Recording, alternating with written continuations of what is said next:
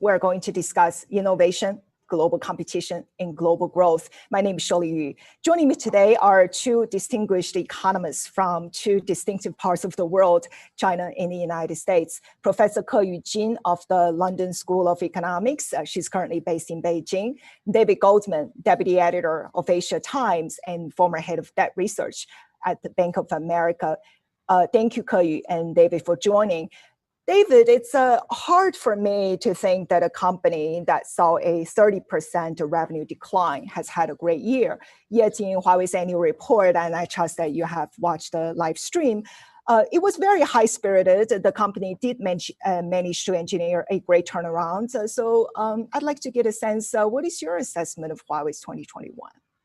Well, I think that there are obviously very good, very weak points and very strong points. And I think this mirrors China's transition at the moment. China is trying to change itself from a smokestack-based economy fed by a great deal of semi-skilled labor into a high-tech economy and global leader in the so-called fourth industrial revolution. That's the application of artificial intelligence, big data to manufacturing, logistics, urban management, transportation, and so forth. I think Huawei's done a remarkable job, a much better job than people in the West understand, of applying new technologies to productivity enhancing applications in a wide variety of fields. And these range from industrial processes, mining, to smart logistics, to clean energy, and so forth.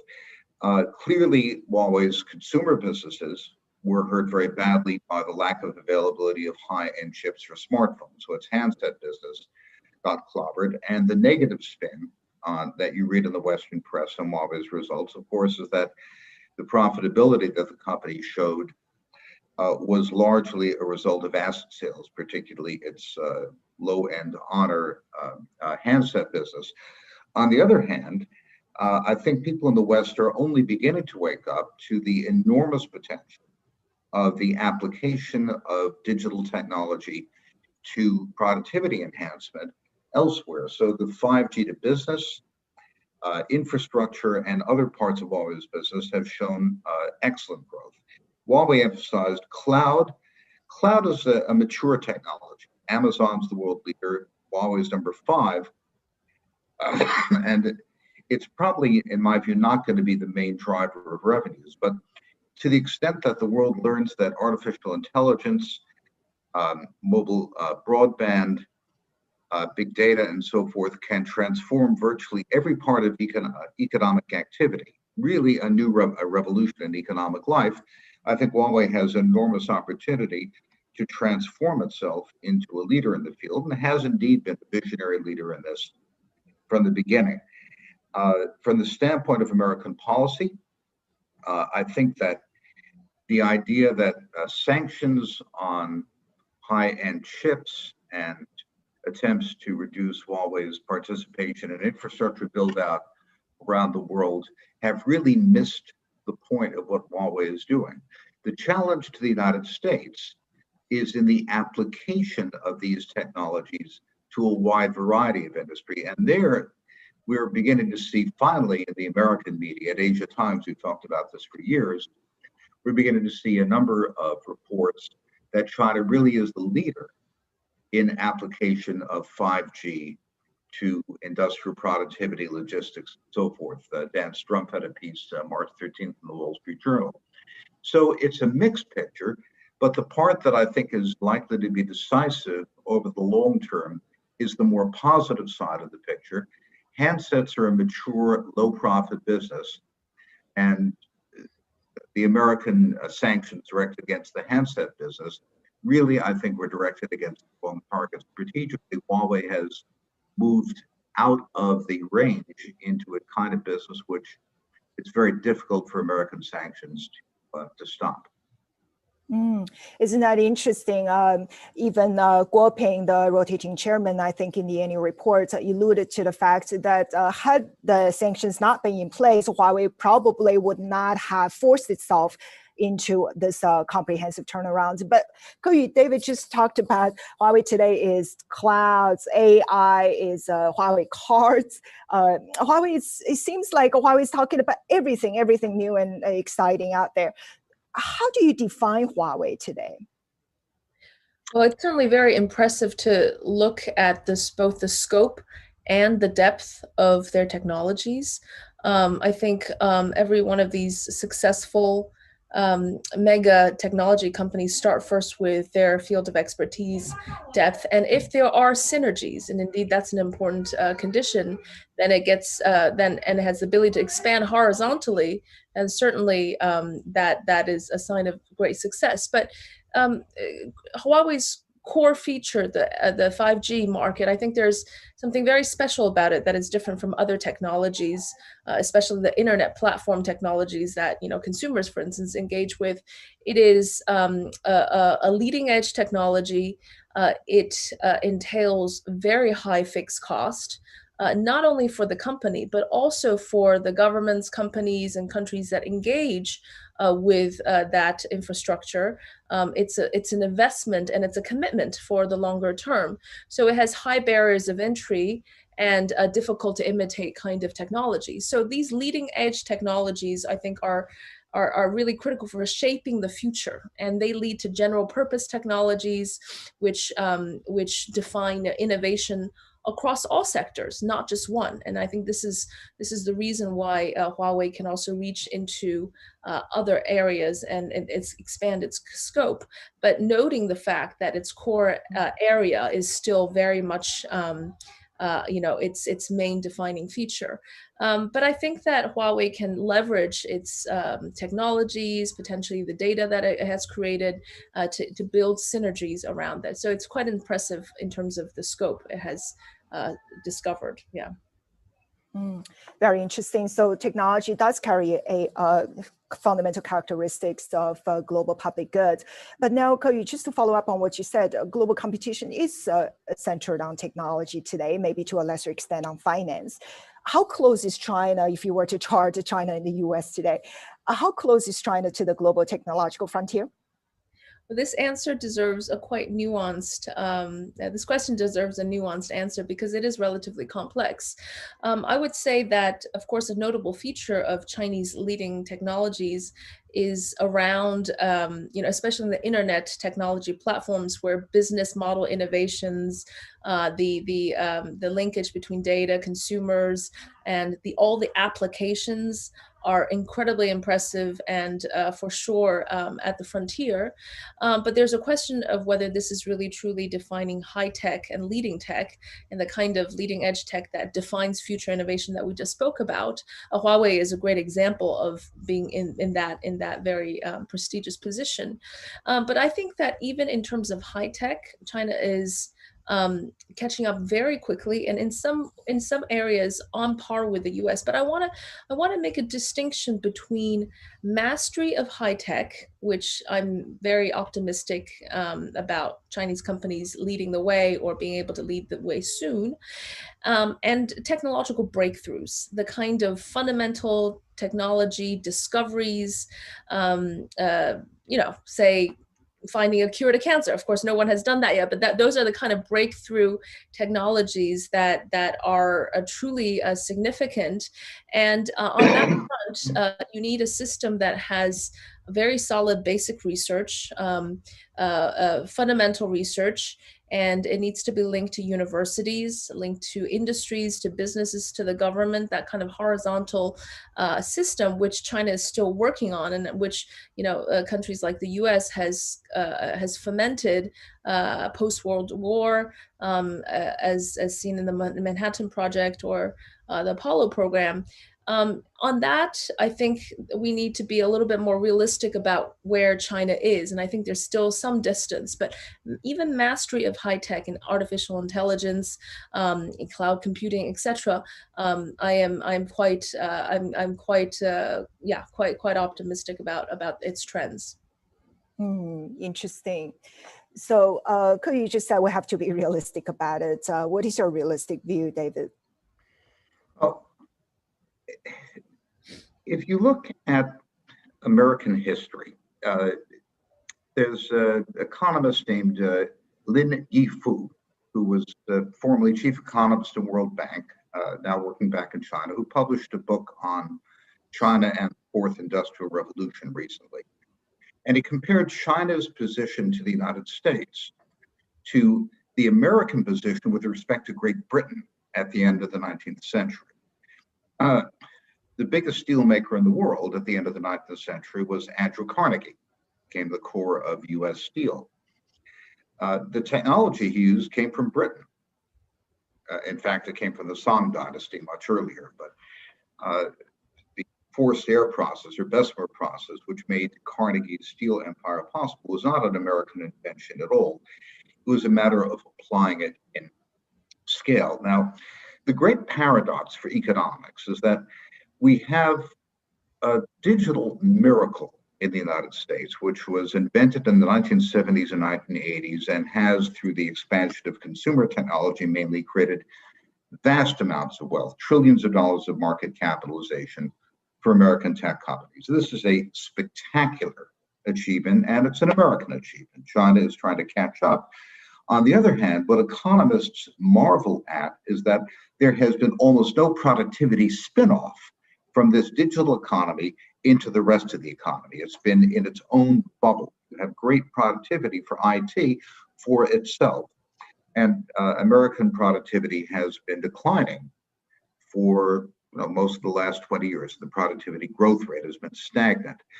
What the fourth industrial revolution means is simply the application of digital economy through artificial and digital technology, through artificial intelligence to every aspect of life. So logistics, manufacturing, urban management, energy. As an example, China has 6 of the 10 most efficient ports in the world. Our biggest port in America, Long Beach, is number 333 on the World Bank list of efficiency, near the absolute bottom. China has used 5G and AI to automate its ports, and this is a spectacular increase in efficiency. You don't have to run the fastest railroad. You just have to use the railroad for the right things. So even if, for example, Huawei doesn't have access to the fastest chips, it's managed to work around it by using parallel processing, chip stacking, and so forth to get 14 nanometer chips 2 generations back to do the job that it requires in, for example, 5G base stations and so forth. China is still probably 10 or 15 years behind the West in advanced chip making technology.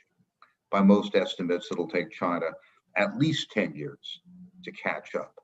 But it's not the fastest chip, it's the most intelligent application of the technology to areas where it hasn't been applied, which make the difference. So I think China, despite the fact that it won't catch up with the West in many core technologies for quite some time, nonetheless has the opportunity to drive productivity in sectors which have been neglected by Western investment. And the parallel is very strong to how the United States leapfrogged Great Britain as an industrial power, even though we didn't have the science and technology that Britain and Europe had. We simply had the industrial organization that exploited those technologies and created large-scale efficiencies, which you didn't see anywhere else. Mm. So on the productivity front, it's rather interesting. I just looked at some recent data. China's total factor productivity growth was 1.6% in 2020. In the US's 2021 total factor productivity grew at 3.2%. I think it was the largest growth that the US has seen in 40 plus years. China's total factor productivity additionally has been growing at a decelerating speed in the past 2 decades. And we just start to see that the US's total factor productivity began to accelerate. What does the trend tell you? It doesn't tell me very much at all. As Yifu Lin points out in his book, when you adopt a finished technology from another country, China imports Western technology and applies it, because the cost of capital already takes into account that fact, that input of productivity, you get very low total factor productivity growth. That's really an accounting issue. The key question for China is not so much total factor productivity growth, in my view, as its ability to adopt new technologies and transform industries in a way that uses global technology to raise its own productivity. Right now, China has what, $12,000 a year per capita GDP on a dollar basis. Maybe that's 15, 16,000 on a purchasing parity basis. That's a third or a quarter of the United States. But you have about 350 million people who are at over $30,000 a year in per capita GDP. And if those people can be mobilized into adoption of frontier technologies, then I think China will be able to continue a high level of growth, and it will dominate a number of key industries because the new technologies will give it a productivity edge. I think that's probably within China's grasp. It's far from a done deal. Far from a done deal. It's a difficult transition, but it's possible. Right. So just a quick question. So then I would direct a question to Ke. When you mentioned the high growth for China, what is the ballpark that you are referring to, David?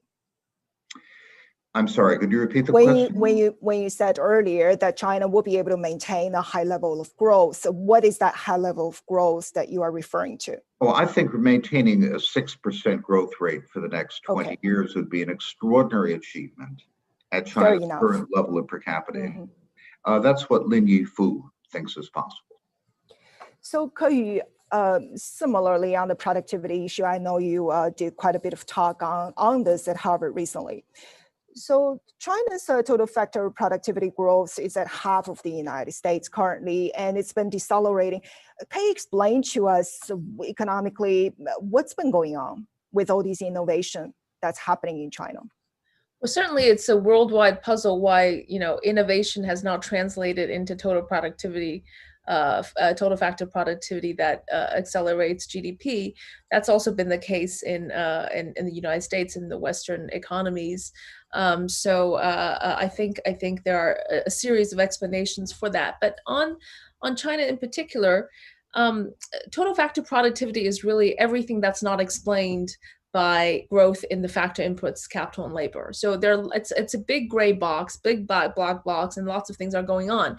If you look at China, the total factor productivity has been declining in the last 10 years, some even reaching negative growth in certain years.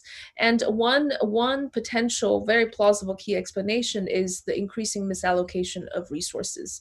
So after 2009, there was a credit boom, and there was the stimulus to react to the financial crisis.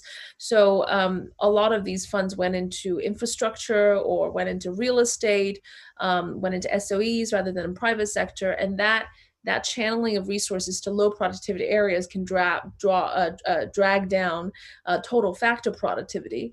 And of course, with the recent pandemic, and a series of structural deterioration, that's also possible. We have to recognize that TFP growth is not solely explained by innovation itself. This is why TFP growth was actually very high in the 1990s and early 2000s. And that was not when China was particularly innovative. It was just the reallocation of resources to better and more productive places that raised the TFP. And similarly, the drop is also cyclical and somewhat structural, not necessarily a reflection of less innovation in China. But I would say the overall puzzle of why innovation itself doesn't readily translate into TFP is something that is cross-national, not just for China alone. For example, it could be that we're investing very heavily in cloud, in artificial intelligence, but the realization and the fruit of that productivity will only take many years before its fruition. So part of it is cyclical, part of it is structural. Now, David, talking about the resource misallocation, I was sitting here right here in the United States, and I'm joining you. The U.S. government has added $6 trillion and counting of federal budget deficit since COVID outbreak. So how much of this amount is actually allocated into technology infrastructure investment today? Very little, sadly. A good proxy for what the government is spending on technology development is the federal development budget, not so much research, but development. That's actually the building of prototypes and experimentation. At the height of our spending during the Apollo program, when we went to the moon in the 1960s, the federal development budget was 1.5% of gross domestic product. It's fallen now to 3% of gross domestic product. So relative to our peak of federal support for science and technology, we're down to a fifth of the levels we had before. And I think it's even worse than that, because our military budget, which has been a main source of support for innovation, has largely been devoted towards spending money on mature technologies, systems that were invented between 30 and 50 years ago. There's been very little innovation on the military side. So I think that we've done an extremely poor job in the United States in promoting productivity through the federal budget, which was, in fact, an important driver, particularly in the 70s, 60s, 70s, and 80s. The main economic impact of the additional spending to support consumer income during the COVID crisis was to increase imports. So we now have $1 trillion a year current account deficit, and our imports from China have increased, by my calculation, by 45% since Donald Trump signed the tariffs on Chinese goods in August 2019 through February. And what that shows is that we've underinvested in industrial capacity to the point that any increase in demand is going to cause more purchases of foreign goods, because we simply lack the capacity to produce things at home to meet the demand that the government's creating. So we have the odd situation that we have very strained relationships, if not a new Cold War, between the United States and China. But America is more dependent on Chinese imports than it ever has been in the past. It's more than $600 billion a year. That's equivalent to a quarter of our manufacturing gross domestic product. It's a spectacular level of dependency. And that, to say the least, is a major cognitive dissonance in American policy. We could see that the US has been lagging in the necessary infrastructure investment, not only in the conventional infrastructure, but also digitally. But David, the question would always be why? I think it's because we got lazy and complacent. We made so much money on consumer-related IT technologies that the whole talent pool of the United States got sucked up by the Facebooks, Googles, Microsofts, and so forth. And if you're a smart computer science major and you've got a reasonable chance of developing a killer app which is going to make you a great deal of money in a short period of time, you go to Silicon Valley and sell the private equity people on your new dating or investing or gourmet recipe app, as opposed to going into a factory and learning how to apply artificial intelligence to robotics. So we produce very few mechanical engineers. We have very few people doing doctoral level research in computer science, but we've got a lot of smart people who have gone into this gold rush of consumer related technologies. That's produced some really spectacular technologies. I don't want to undermine the achievements of a Google, probably the greatest computational organization in the world. Brilliant people. But it has distorted the economy by taking resources away from things that we also need. We have to produce physical goods, infrastructure, energy, and so forth. Mm. Could you give us an idea how much has China invested into digital infrastructure expansion since COVID, and also what areas is the money going into? Infrastructure spending is a key component of stimulus to respond to the pandemic. But the infrastructure spending and lots of, a huge amount of resources have been promised to implement that in the next 5 years, are heavily focused on what China calls new age infrastructure or digital infrastructure, including things like 5G or cloud computing or enabling platforms to use artificial intelligence, etc. So that is the core focus. You can see that China is heavily geared towards upgrading the manufacturing base to smart manufacturing, turning it from once the center of the supply chain as a manufacturing production site to being a smart manufacturing, technologically advanced core component, which countries like Germany and the United States are also heavily invested currently. So, if we talk about the breakdown of supply chains, I would argue that, actually they're investing even more into competing for central positions in the new age supply chain.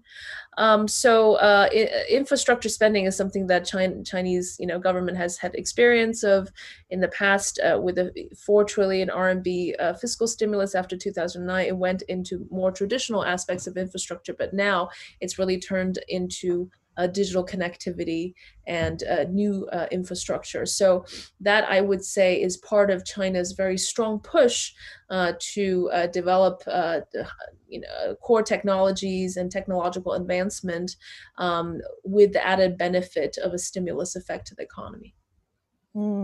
Very interesting. We obviously hear from Ke and David that there is a huge gap in understanding about industrial policies and this whole of government approach to investing in infrastructure. But this brings us also an issue of efficiency that we actually talked about earlier. Tsinghua Uni Group, this is one of China's largest state-owned chip maker.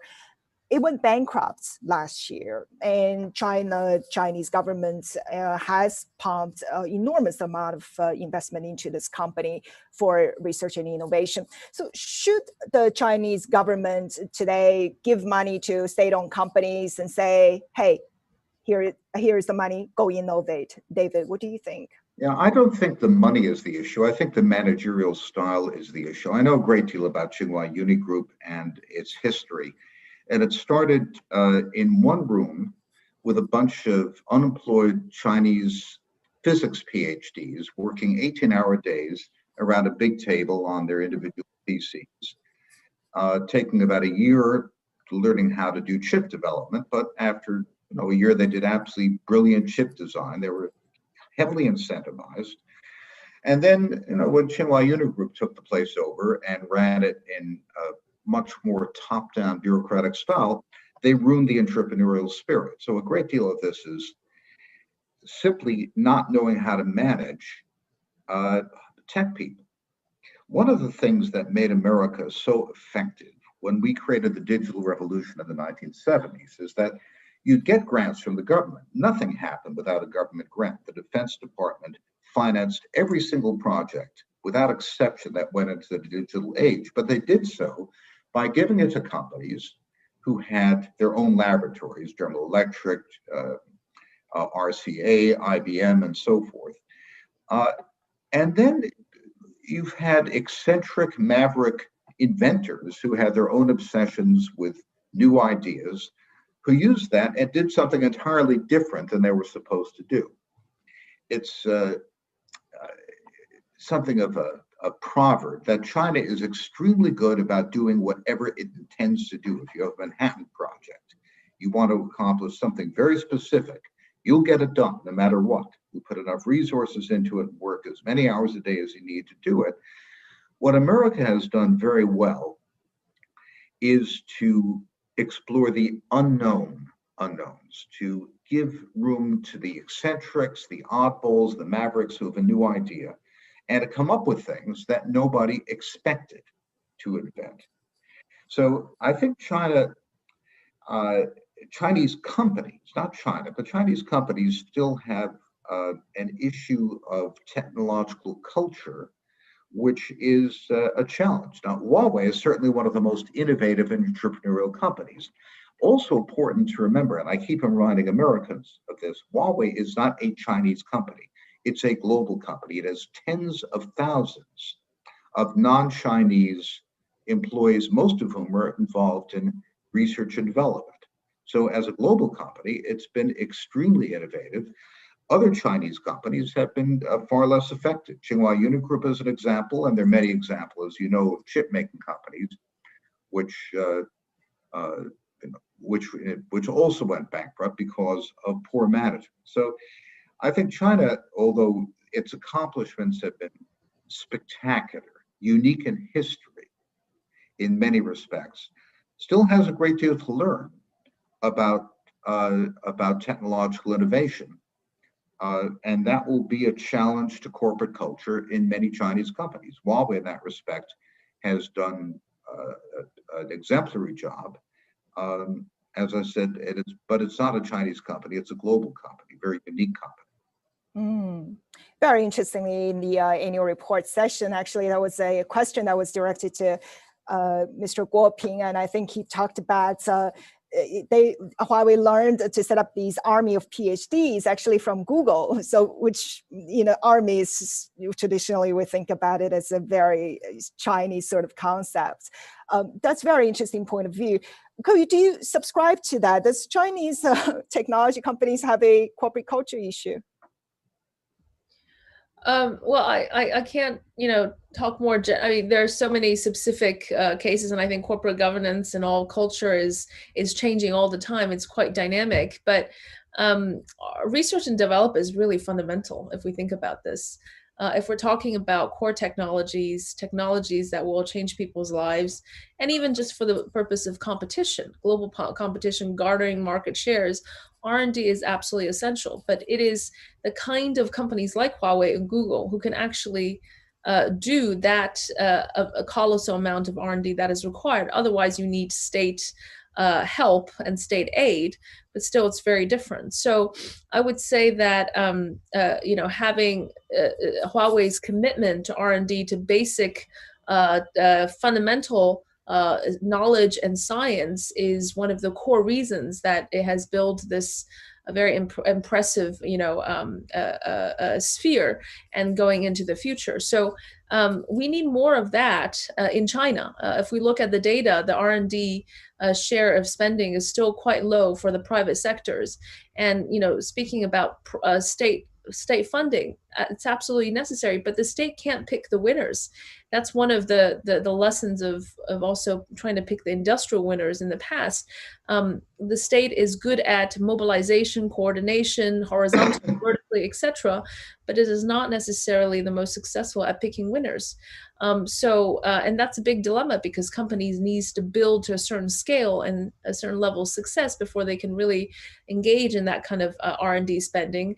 And we're talking about AI research being dominated by a handful of companies around the world, including Google, Google, Baidu, and these kind of tech giants. They are like a semi-small state on their own. So China is approaching, I think, that model, and I think there is much greater recognition, although much more improvement needed to be. In terms of really dedicating a chief technology officer, chief research team. This is not the case for Huawei, but it is the case for lots of corporates in China. They're simply not as sensitive to the changing dynamics of innovation and technology as many of their American counterparts. And here we're not talking about just technology companies, but companies in all sectors that need digital transformation or technological upgrading. Shirley, I very much agree with Ki. My view is that I want China to succeed. I would just like to see America succeed faster. I'm an American patriot, and I want my country to be the best. And Americans ask me, well, if you look at China's massive resources, huge numbers of STEM graduates, how can we keep up? My view is we have a cultural advantage. Doesn't mean we'll have it forever. I'll give you an example. In 1976, the Defense Department decided it wanted a technology that would light up battlefields at night. So it gave a contract to RCA Labs. RCA Labs used that research to discover a stable semiconductor laser. The semiconductor laser made possible transmission of data through glass fiber. That gave us the optical network, which is the foundation of modern communications. That was because they had some crazy engineer who was obsessed with semiconductor lasers and took the money and basically misused it to do something that the Defense Department didn't have in mind. That kind of culture, which we used to have in the United States, I don't know if we have that kind of industrial culture anymore, or at least as much. That's the kind of thing which really gives you innovation breakthroughs. And it's my belief that if the United States went back to the kind of policies that we had during the Apollo program, during the Strategic Defense Initiative period, we will maintain our technological edge. But sadly, we are restricting most of our best efforts to consumer-related information technologies and entertainment, while China is applying them to real-world industrial logistics and other processes. And if that continues, I think China will surpass the United States in innovation, and China will be the world's biggest economy and probably the dominant technological power. So all of these are questions in the balance. I'd like to see the United States remain the leader, but it's not at all clear that we will. Very interesting. Yeah, it seems that every once in a few decades, we see these people that are crazy enough to push the human frontier. And now, obviously, landing on Mars is another a great American entrepreneurial spirit in there. So, Ke, you just mentioned a little bit earlier that the state cannot pick the winners in technology. Can the state set up an objective target for technology development? For example, Made in China 2025, in which it says that China needs to reach 70% chip independence.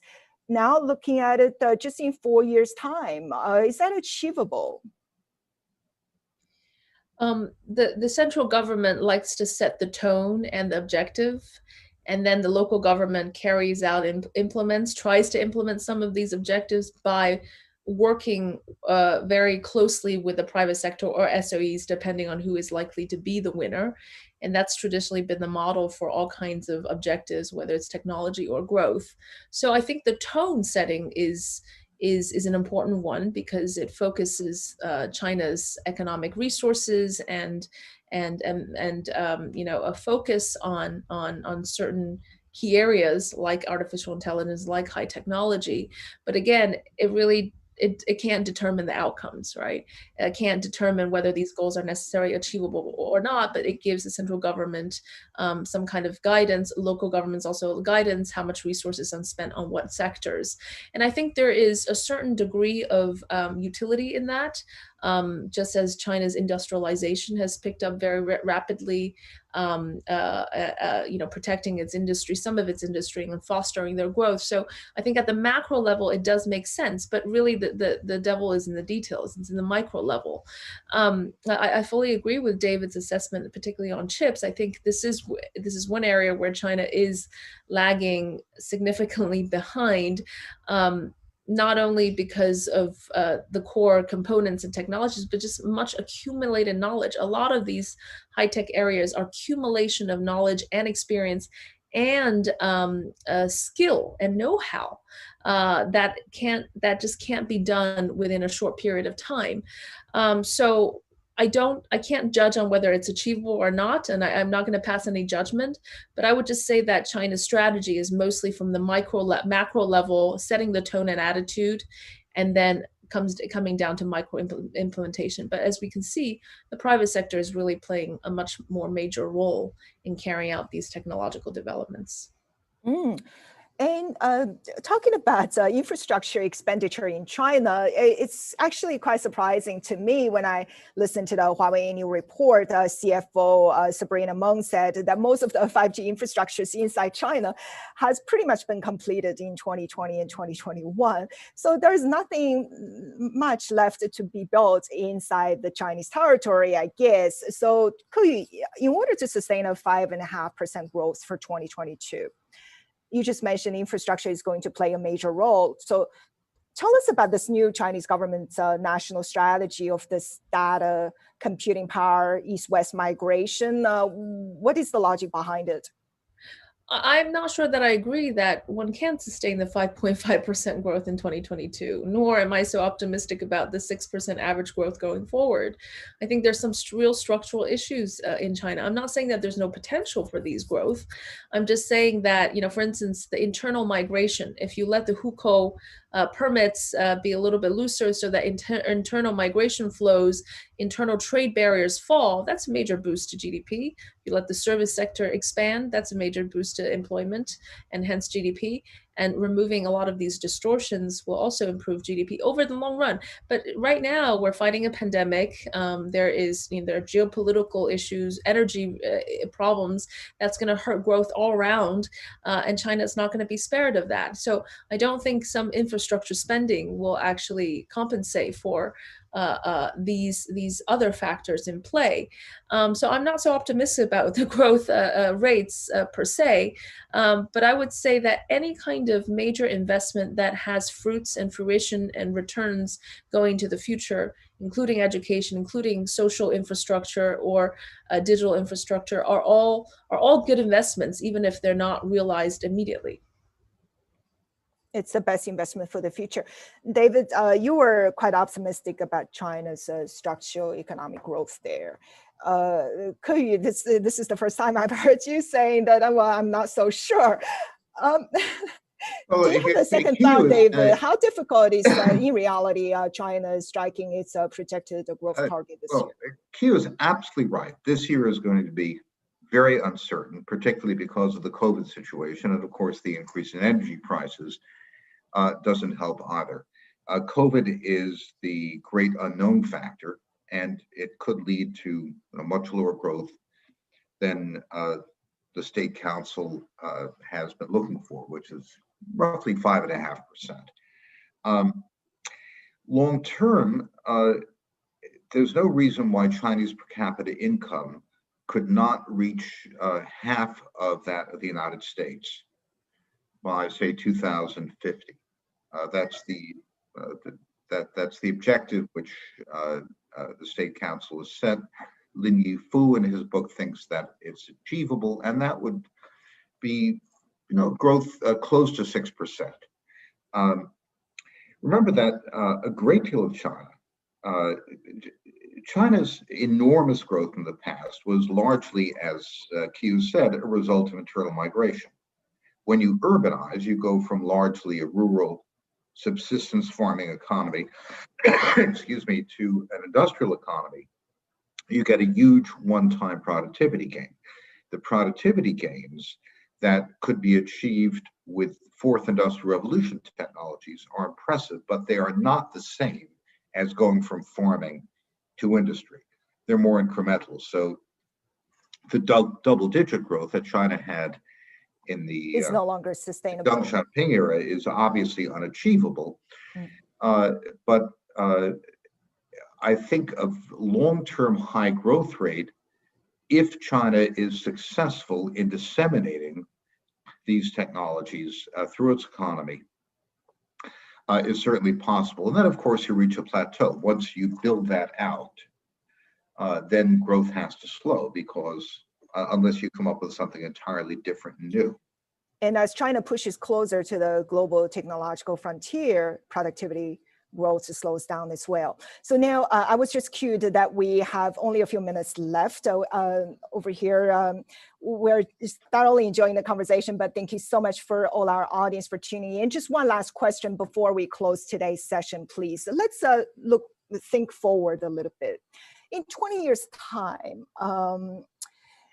are we looking at a incredible period of accelerating global growth, and say by 2040, our children are going to be significantly better off than us? Or are we looking at a possible 20 years of economic stagnation? What do we tell our children? Why don't we start with you, Ke? I'm optimistic about the kind of welfare gains and benefits that technology can bring to our daily lives. I'm less optimistic and a bit more sanguine about the inequality and distributional issues that we have not yet resolved. I think whether it's China's system or the American system or the European system, as it is currently is, wealth tends to, wealth inequality and income inequality tends to get worse over time, and that could also be accelerated by technology if nothing is done.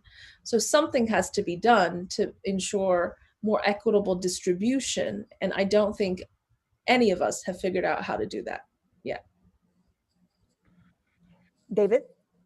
Well, 1,000 years ago, the main technology was the water mill, and everyone understood how a water mill worked. Today, the main technology is a computer, which works in quantum mechanics, and probably 1 in 100,000 people could write out the basic equations for quantum mechanics. The issue of welfare ultimately is the proportion of people who are able to participate in a high-tech economy, and that's a matter of education. I'm alarmed at the poor levels of education in the United States. I think a drastic reform is needed.